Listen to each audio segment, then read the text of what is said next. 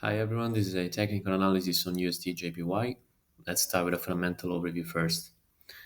The USD continues to consolidate around the highs, except against the commodity currencies where it extended into new highs. The US inflation data last week was once again a disappointment, although the data that feeds into the core PCE was overall benign as forecasters expect 0.13% month over month increase. Nonetheless, the Treasury yields have continued to climb and are now back around the post US election highs. There's some understandable uneasiness in the bond market, given the hot US data and the Fed continuing to cut into an accelerating economy.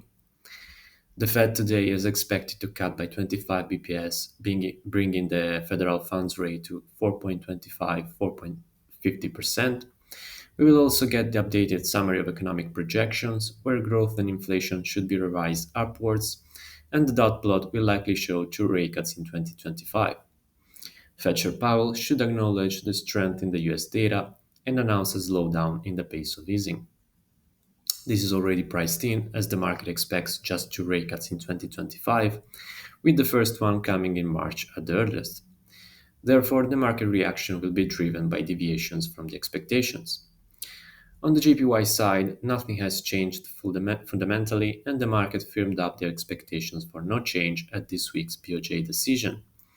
Most of the USD JPY gains have been driven by the rise in Treasury yields, so the focus now is on the FOMC decision, as it will impact Treasury yields and therefore the USD JPY pair.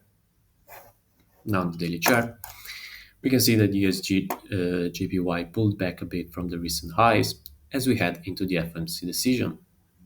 From a management perspective, the buyers will have a better risk to reward setup around the 151.90 support to position for a rally into the 160 handle next. The sellers, on the other hand, will want to see the price breaking lower to increase the bearish bets into the 149.40 level. On the forward chart, we can see that the price broke below this upward trend line that was defining the bullish momentum on this time frame. This might be a signal for a deeper pullback into the 151.90 support, so the sellers will likely pile in around these levels to position for a drop into the support, while the buyers will look for a rally back above the trend line to position for new highs. On the 1 hour chart, we can see that we have this counter trend line defining the current pullback. The sellers will likely lean on the trend line to keep targeting the support, while the buyers will look for a break higher to position for new highs. These red lines define the average daily range for today. For the upcoming catalysts, today we have the FOMC policy decision. Tomorrow we have the BOJ rate decision and the US jobless claims figures. On Friday, we conclude the week with the Japanese CPI and the US PCE data.